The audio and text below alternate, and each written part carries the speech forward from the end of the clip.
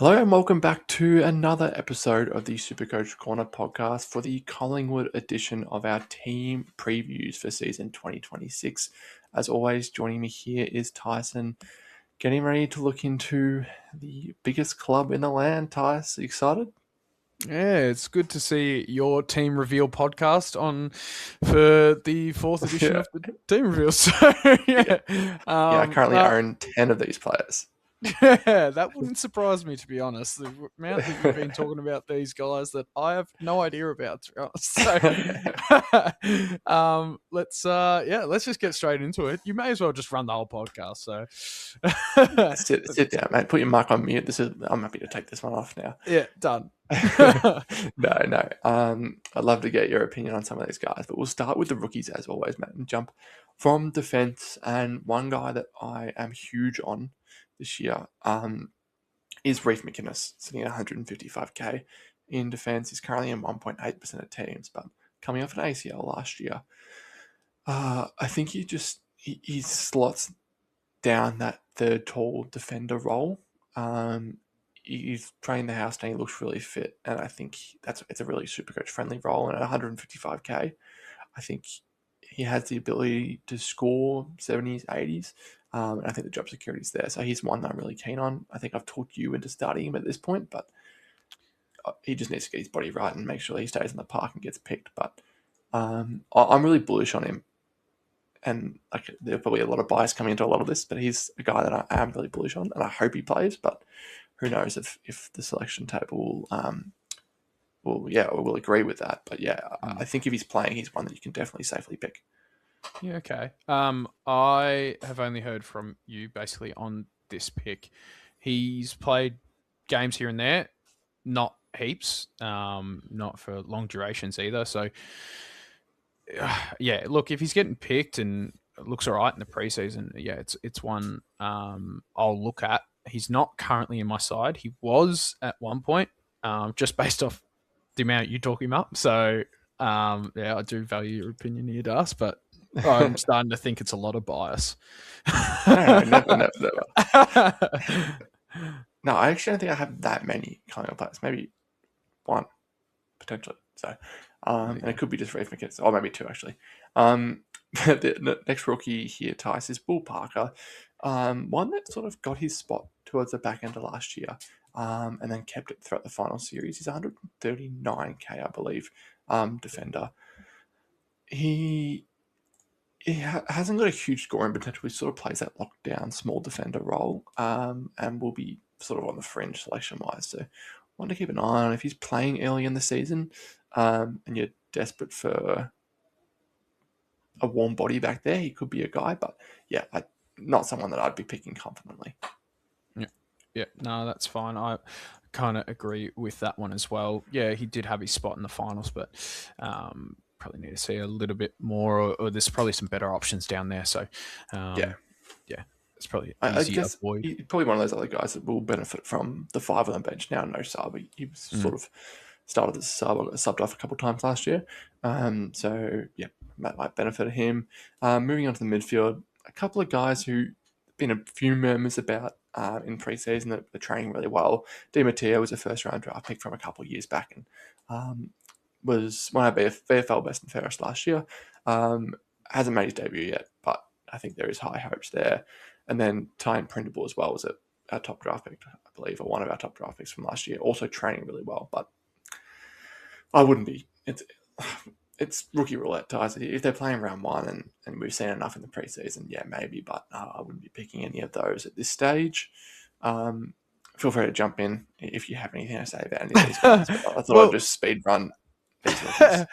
Yeah, look, I haven't heard much on Printable, so that's all you. But Di Matteo, this would be his third year in the system.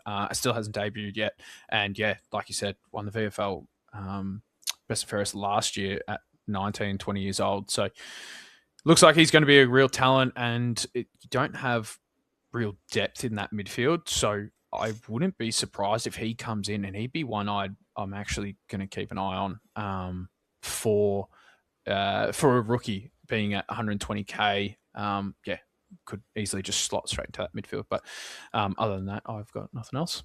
Yeah, I think it really depends how Collingwood structure their team this year. Are they going to have an eye for the future? If that's the case, then expect the likes of Di Matteo, Ed Allen to get a run through that midfield. If not, then you might just see still side bottom Scott Pennebury and Jordan De Goey rocking around in their wheelchairs in there. So who knows, mate? The ruck line, there's not much there. Oscar Steen is a guy who has lots of reps on, but it's going to be hard to push out Darcy Cameron. And Zach McCarthy was a high-end draft pick from last year as well. But I don't see him getting a game anytime soon. One of the forward line ties is Harvey Harrison, who did his ACL last year, missed the whole of last year, but he's 126k small forward. I really, really rate him. I don't know if you had him a couple of years back. I think he was a rookie or a rookie price player a couple of years back and had a couple of really nice scores. He sort of plays that high half forward role, gets his hands on the footy a fair bit, and gets involved in scores there. So again, we're pretty littered with options as in that small forward position. Bobby Hill obviously is not one of them at the moment, but if he can get his spot in that team, Harvey Harrison at 126k, I think it's a pretty good buy. Yeah, he definitely looked good. I believe it was 2024, where a lot of people picked him up as a downgrade option midway through the year. So he, pulled out a few nice scores. I'm just pulling it up now. Yeah, dropped a 99, and there's a 74 in there, like a couple of other decent scores. So, he's one to keep an eye on. Been in the system for 5 years now. So, if he can get his spot and lock down that spot, he's definitely one to consider at 126k, being a, I guess, warm body, or at least been in the system for a while now. I think he's one to definitely consider and look towards. That's the rookies, I think, summed up pretty nicely, Tice. We're moving the mid prices, and there's not a lot for calling on the mid price side of things. One that I had my eye on really hard at the start of preseason when Team Picker dropped, I thought this is a really good pod, good mid price pod, good role change, but it just hasn't really come about. So Isaac Quainer was one that I had my eyes on really early. Was training with the midfield group to start the preseason. Since then, I think he's been more with the defensive group and has now since been injured. So he's currently with a rehab group. So I really think he could play good footy as a midfielder. But you just want that role to be confirmed before you'd even look there. If he was playing midfield, would you be interested at all? Yeah, I'd be interested. I wouldn't be picking him in his current role, being a lockdown defender, and he definitely has excelled at that role as well. Like, always taking on the better small forward, and doing a really good defensive job for you guys. So your defense was sort of stood up for your side, and I don't know, like, not in Collingwood's position or whatever, but I don't think I'd be changing his role just based on how good he plays his role.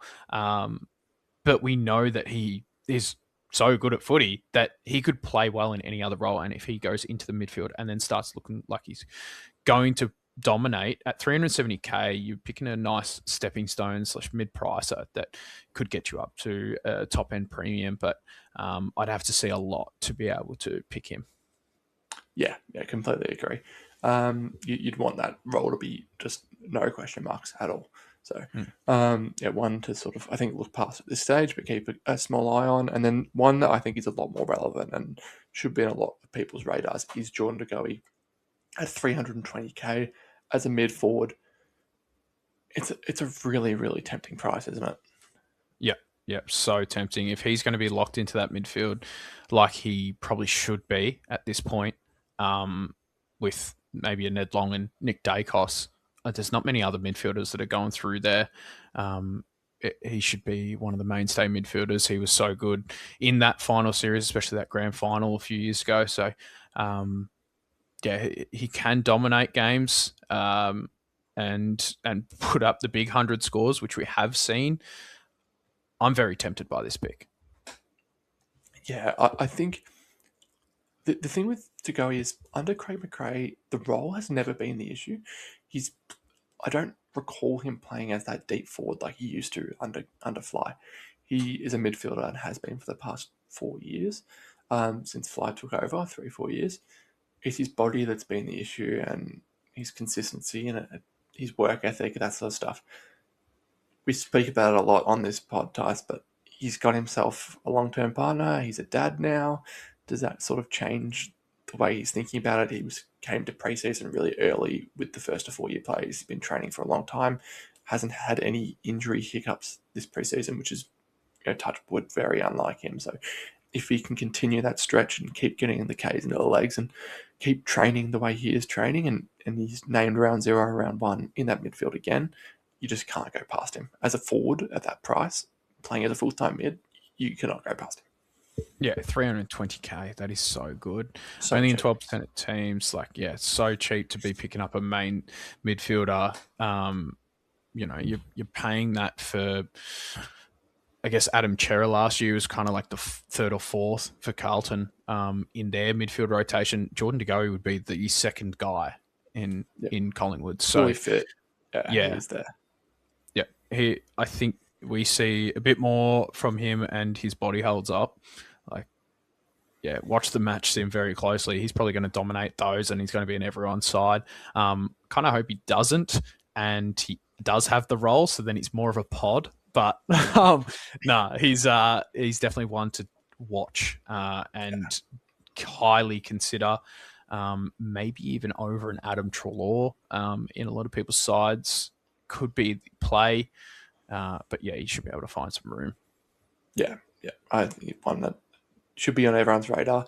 Like you said, 12% ownership now is nice. I like that. I like looking at that. But I think if things continue to trend the way they are, I think that'll push 20, 30 come round 1. So, I do expect it to be a pretty popular starting option. It probably rounds out the mid-prices. Tice will move into the defenders or into the premiums and start with the defence. A couple of guys who raised a lot of question marks last year with their role switch. Josh Dacos moved into the defence last year and played really, really good footy. Dan Houston came to the club and sort of just stalled and didn't sort of come in with the bang that we expected him to, like coming off dual All-Australians. Is there any interest for either of them for you, first of all? I know you were a Josh Dacos owner last year, so I got to follow him a lot closer, and it was cool to see. He's too classy to avoid, and he's still a pod this year at 525k. If he is the main guy running off halfback, and it's going to be the same setup as last year, another year of him in that main role doing a full preseason, Josh Dacos does appeal to me. Probably just not enough to be able to pick him at this stage. But if it does swap and Dan Houston becomes the main guy, like we have seen at Port in previous years, 430k buying for a top-end premium that everyone targeted in previous years is great buying. But we haven't seen anything to say that he is going back to the same role he had at Port. So at the moment, they're both a void for me until we see the match sim and who's playing the big distributing role. But are you keeping an eye on Josh Dacos? Are you picking Josh Dacos again? Are you looking at Dan Houston at that price? I know that Josh Dacos started probably 100k cheaper last year. That's why you wanted to start him. So, what's your view? Exactly right. Yeah, it was a lot. The role was there last year, and like you said, the price was 100k cheaper. So that was where I was tempted last year at 520k. I don't think you're getting much more from him this year than you would have last year. He was a very consistent performer and had a couple of big spike games, but was more in that 90 to 100 range pretty consistently. So not someone that I'm hugely tempted on, Josh Dacos. Dan Houston is one that I'm really, really, really keeping an eye on. I think you saw it with Lachie Schultz in 2024 when he came to the club, coming off a couple really big years for Freo, came to the club and just flopped completely in 24. And everyone's like, what happened? What happened to this guy? Like, he was such a star at Freo, and now he looks terrible and could barely play footy. And then Lockie Schultz last year was one of our best players. Like, really took the game by storm and just showed why we paid for him. I'm hoping the same thing happens with Dan Houston. I think maybe, coming to a big club, a new system, it's sort of taking him a bit of time to transition into that. And if we can see him transition fully and become more adaptable in that system, I think we could get the Dan Houston involved. I hope we can. And at that price, like you said, he was such a lock in SuperCoach sides for a couple of years there. He was just the best defender. So if you can get that guy back again, or even a shadow of that guy for 430k, you'll be taking it. Yeah. He started last year at 575k. It's not like he didn't start the year with a bang. It was huge in that first game for us. In that first game against Port, he dropped 132. Yeah, massive. Definitely can do it at Collingwood. It's maybe, like you said, maybe he's just gelling to Collingwood's system, and hopefully he does get back to that because he does play good footy. So yeah, he's good to watch, just from a spectator point of view as well. So I'd like to see that from Houston, but I'm not picking him yet. I want to see some more, and it'd have to be a lot for me to deter and find a way into my side to SuperCoach. Completely fair. I think it's one you want to see a lot from. So we'll move on from there, mate. Into the midfield, there's probably only one guy that we need to touch on is Nick Dacos. Obviously, super, super expensive at 628k, but deservingly so. We know what Nick Dacos can produce.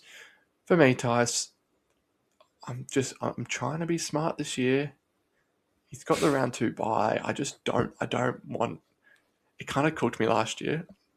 I picked him. My bias clouded my judgment. I just picked him, and then I was sort of behind the pack when he had that early bye. So I think he's one that we've mentioned in other episodes, previewing the other teams. I want to wait till that round 2 bye has passed, and then I'd be more than happy to look at him. But yeah, we know that in and of itself could bite me in the ass. Like, he could go out round 1 and score 160, and I'm already behind the 8 ball. But yeah.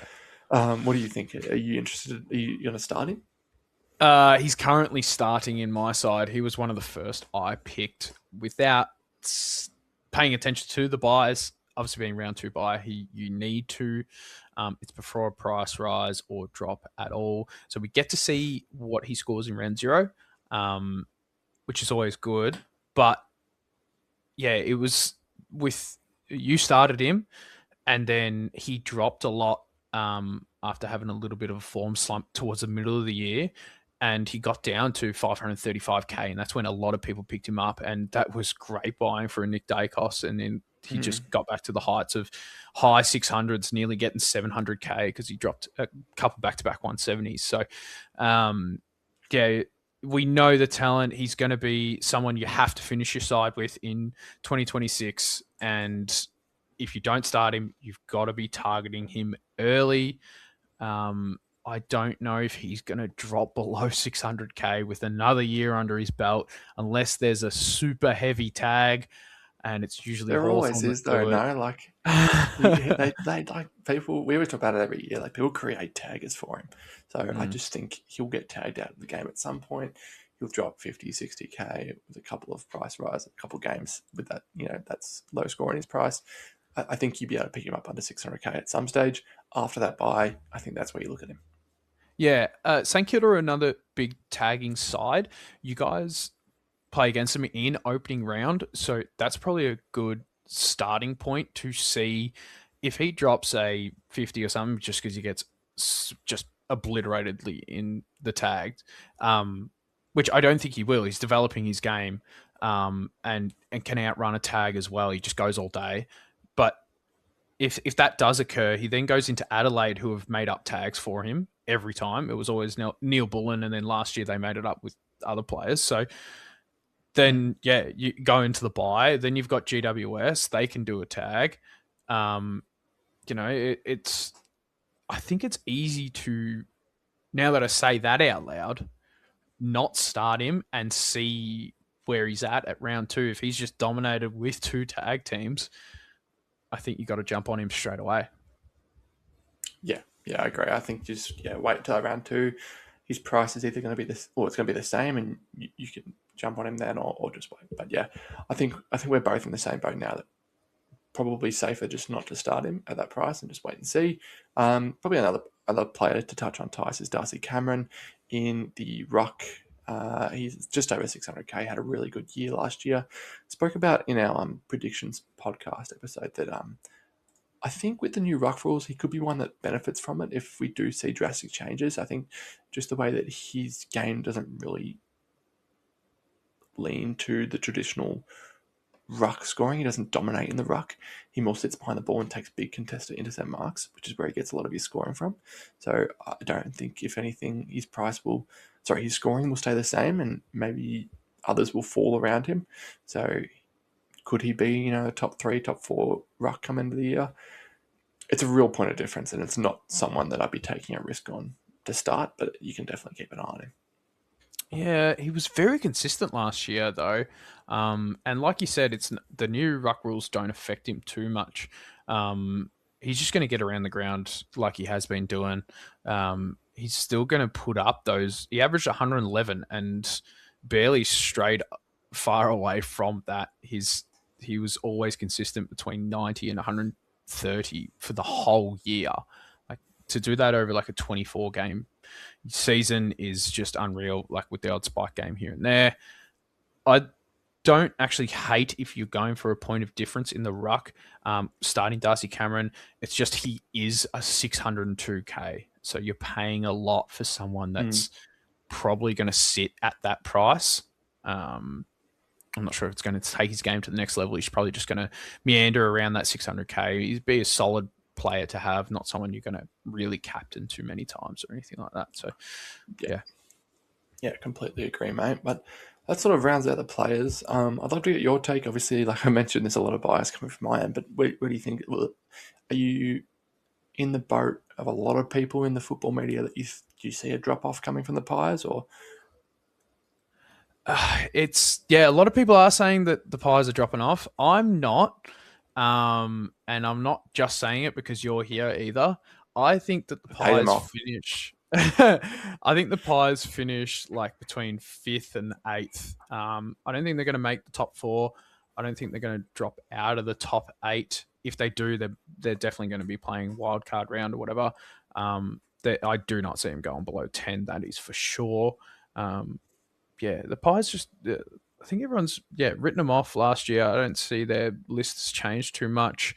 They've probably got more to know about their list after last year as well. So quite like the Pies. Yeah, I think they'll go all right.